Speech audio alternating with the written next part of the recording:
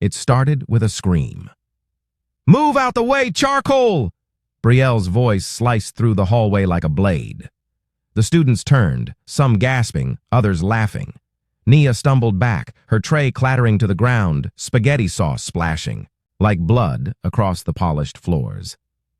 Zarya stepped in front of her little sister so fast, she nearly collided with Brielle. Her eyes burned.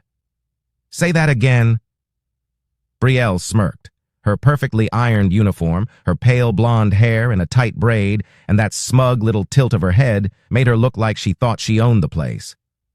"Oh, I'm sorry," she said, fake sweetness dripping from her tongue. "Did I offend your little shadow? My bad. Didn't see her in the dark." Gasps echoed. Nia's hands trembled as she wiped sauce from her uniform. A teacher, Coach Martin, paused, saw the scene, then turned around and walked away. Zarya's voice shook with fury. "You think you're bold now because people laugh, but I promise you, you're not ready for what's coming." Brielle stepped closer. "You're right. I'm not ready to waste my time with people who look like they came out of a burnt toaster. You don't belong here. This is St. Clair's, not the jungle." Before Zarya could lunge, before the tears in Nia's eyes could fall, someone screamed, "Fight!" Phones came out.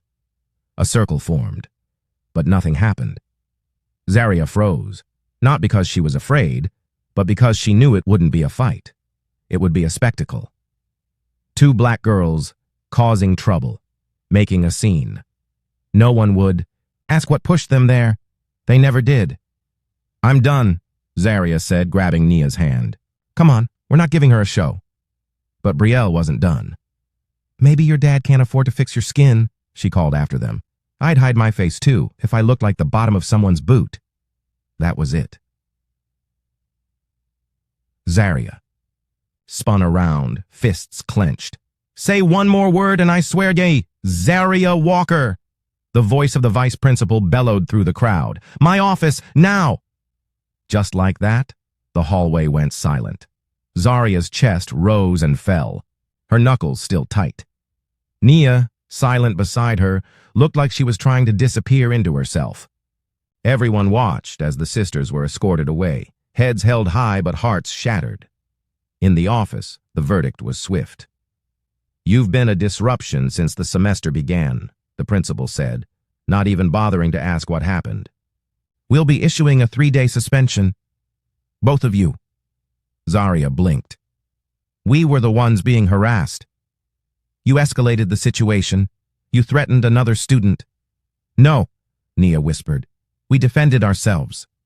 "Enough," the principal snapped. "Call your parents." An hour later, as the sisters stepped outside, clutching their backpacks in silent rage, they saw them. 2 black SUVs parked at the curb. The doors opened. Out stepped General Isaiah Walker and General Marcus Lee, in full-dress uniform, rows of medals gleaming, boots hitting the pavement with purpose, eyes like thunderclouds. Zarya and Nia stood frozen. A gasp rippled through the parking lot as students peeked through windows and pulled out their phones. General Walker's voice was calm, dangerous. "Who touched my daughters?" General Lee adjusted his gloves. "Let's talk to the administration." The ground might as well have shaken, because now, the real war was about to begin. It hadn't always been like this.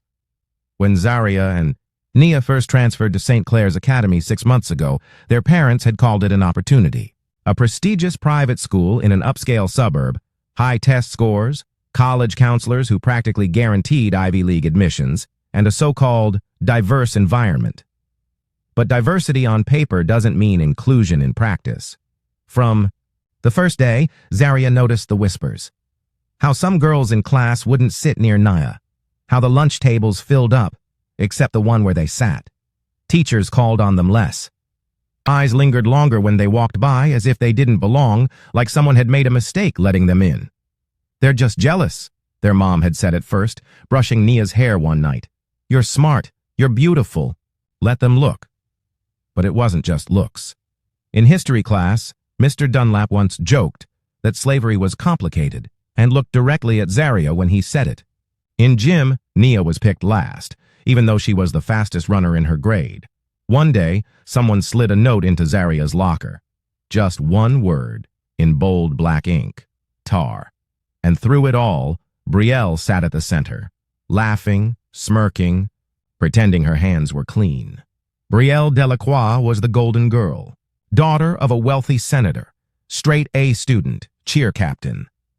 Her Instagram had thousands of followers, her comments filled with hearts and fire emojis. But behind that curated screen was something uglier, something venomous. She didn't just bully.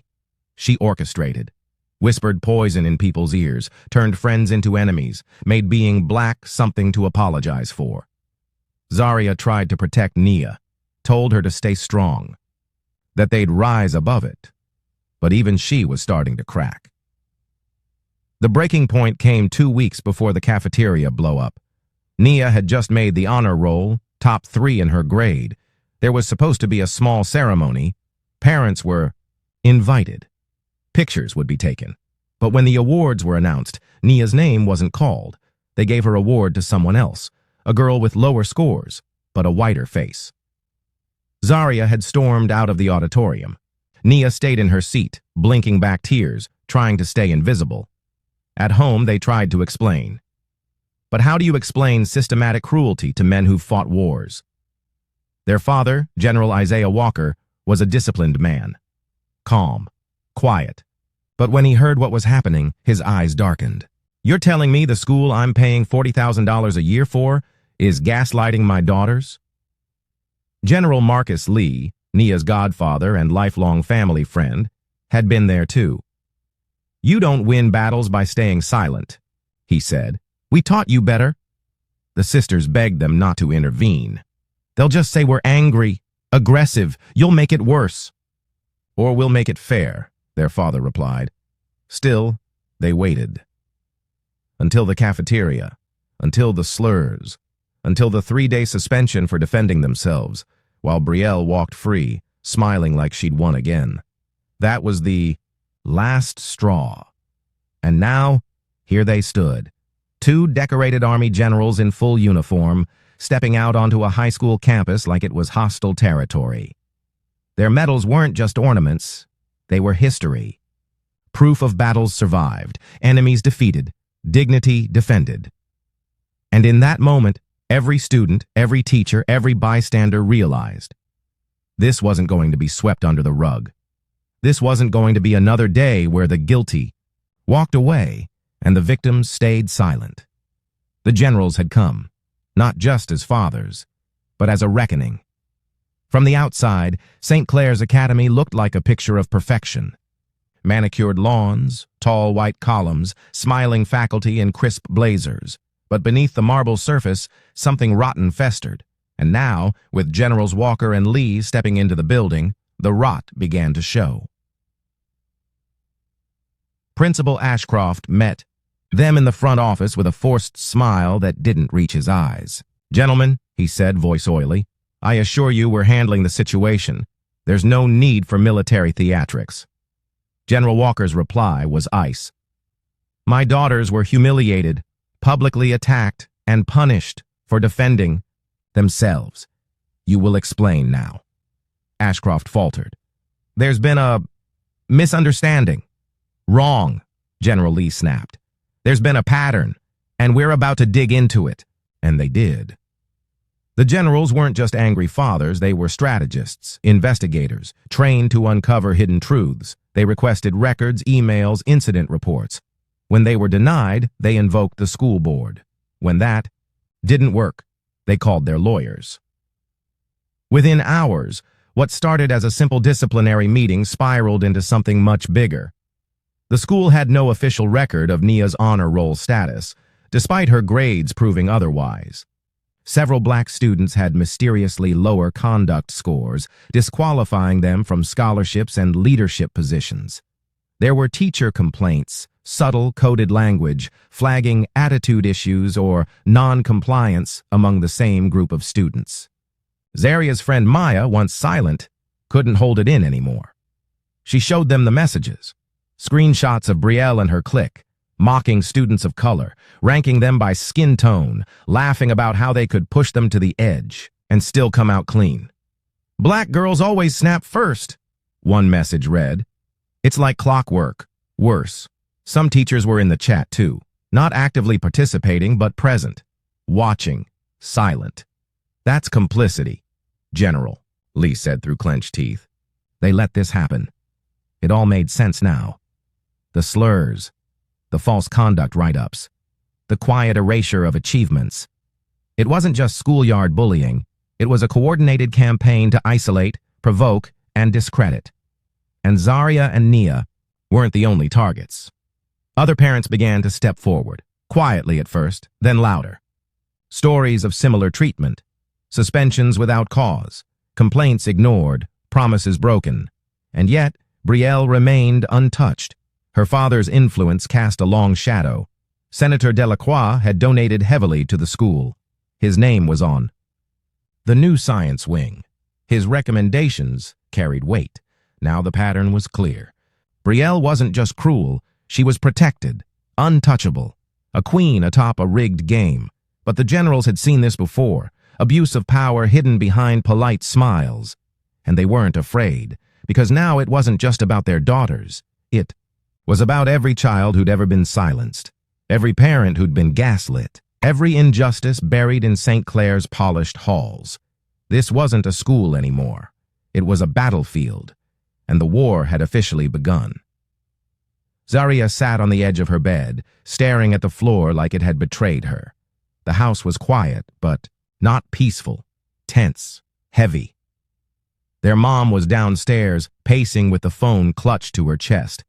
Naya was curled up in her room, headphones on, pretending music could drown out pain. And their father, General Walker, was in the living room, going over documents like he was preparing for war, because he was. But for Zaria, the war was already inside her. She had always been the strong one. The one who stood up, who took the heat, who never let them see her cry. But that night she broke. "I don't want to go back," she whispered. Her voice barely carried. "I don't care what happens. I'm done." Her father appeared in the doorway, quiet, steady. His uniform was gone, replaced by a plain black t-shirt and sweatpants. But he still looked like steel. "You don't have to," he said. Zaria looked up. "What?" "You don't have to go back there. Not until it's safe. Not until it's just." She blinked at him. "But what if it never is?" He sat beside her. "Then we change the system, brick by brick." Meanwhile, Nia, sweet, quiet Nia, was breaking in her own way. She stopped eating lunch at school, avoided eye contact. Her grades, once spotless, started slipping. She didn't speak in class anymore, didn't raise her hand, didn't run during gym. She was shrinking, disappearing piece by piece, and no one noticed, no one but Zaria.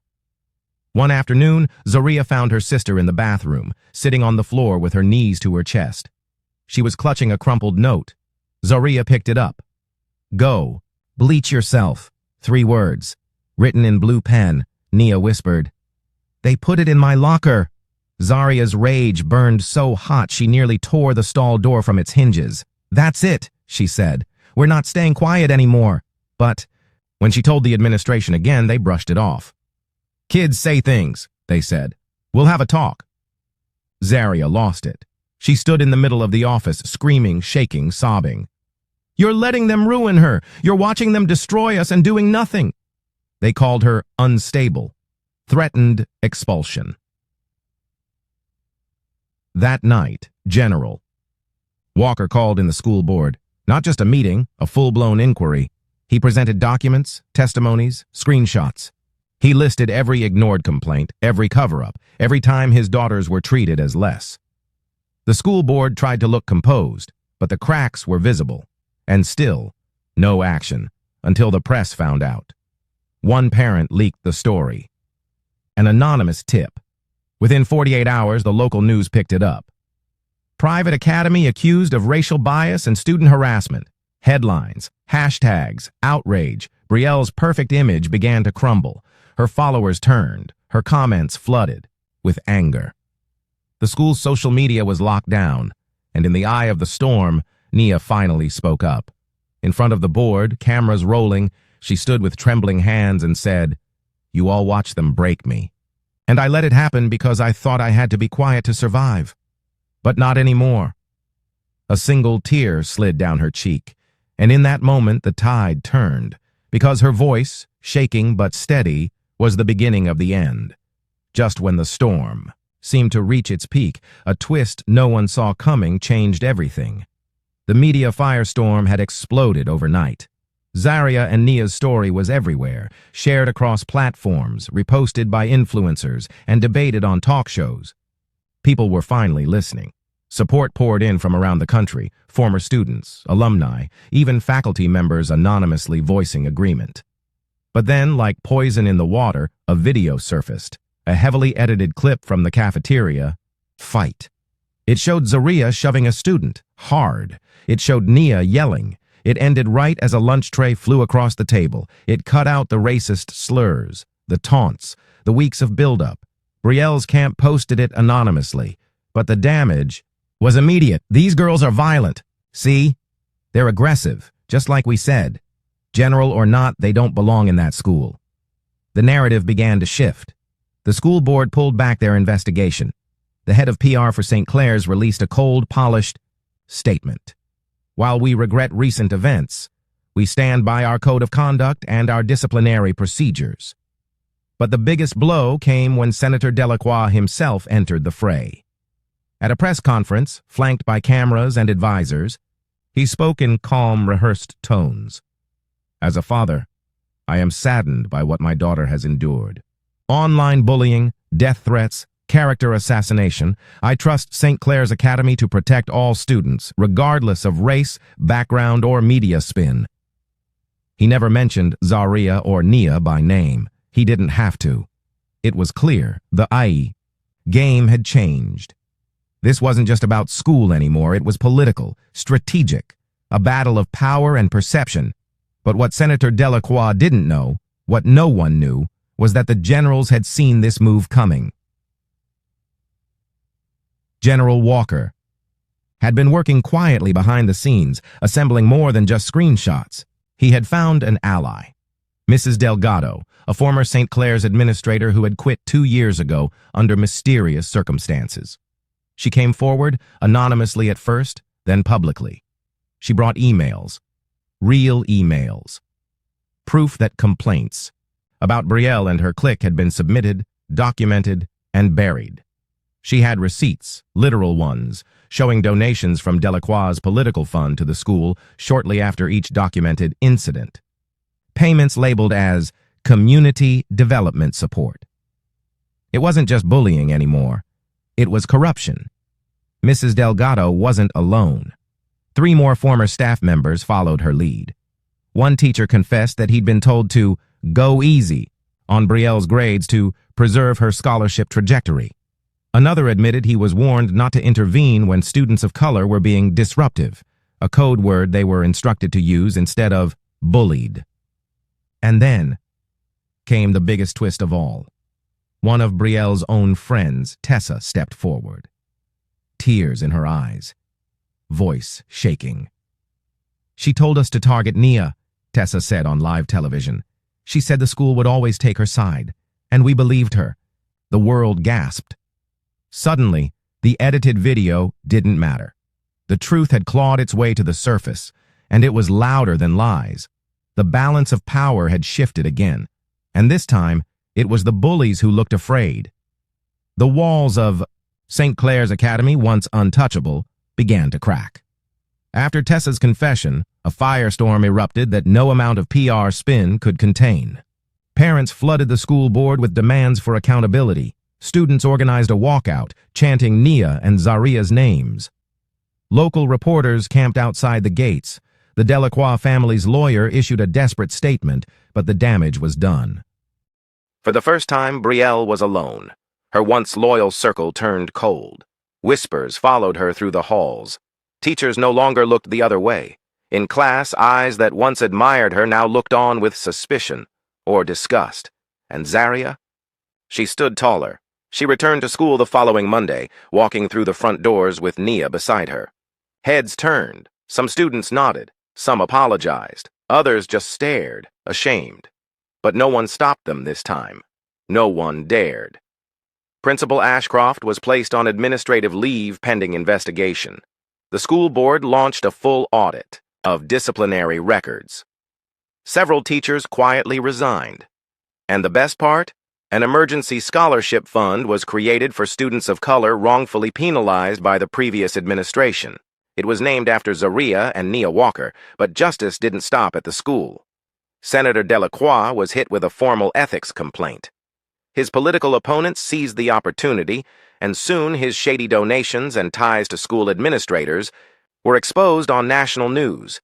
His approval ratings plummeted. Campaign donors pulled out.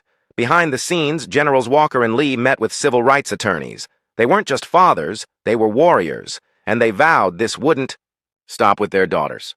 They pushed for a statewide education equity review, policy reform, mandatory bias training. Anaya found her voice too. She joined a student panel on racial justice, spoke to thousands through live streams and interviews. Her quiet strength inspired others who had once been afraid to speak. And Zaria? She became a leader.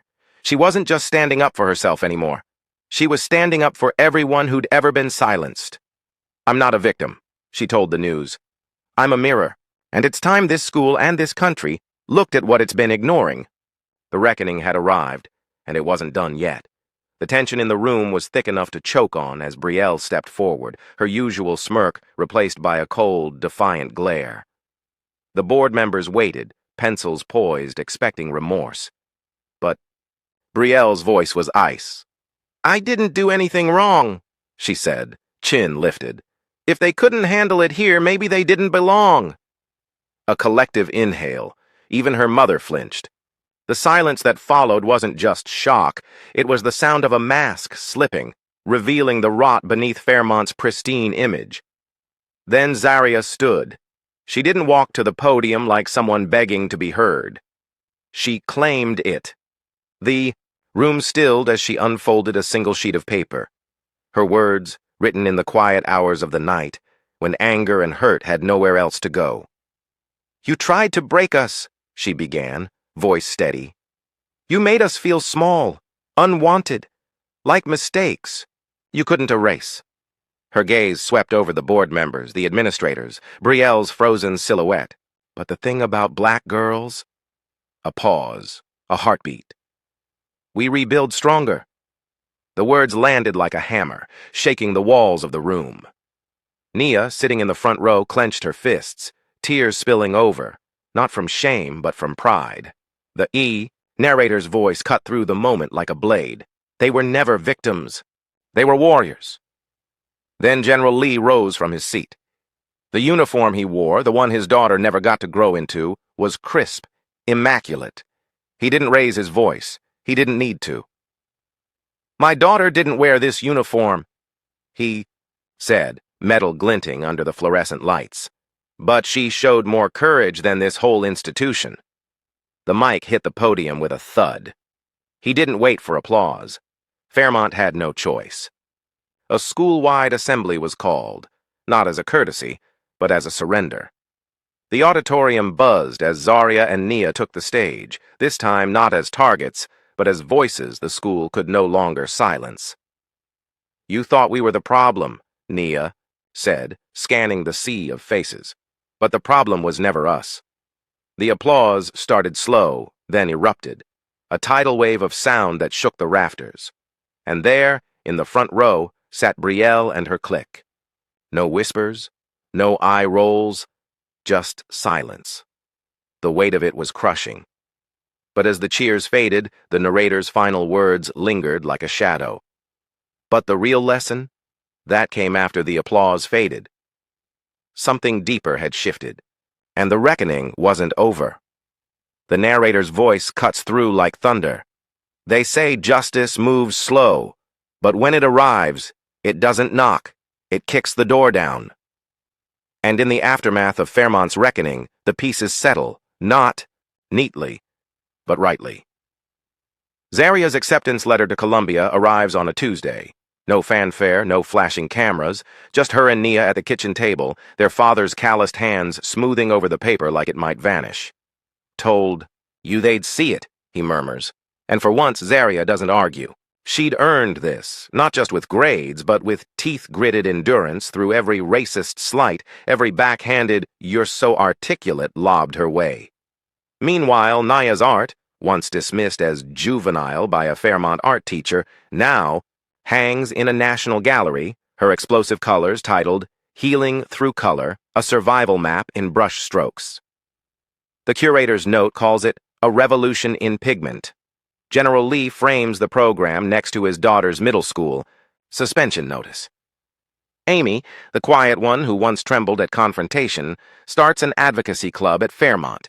It meets in the same room where Zaria was once given detention for disruptive speech. The first meeting draws 30 kids. By spring, the principal has to move them to the auditorium.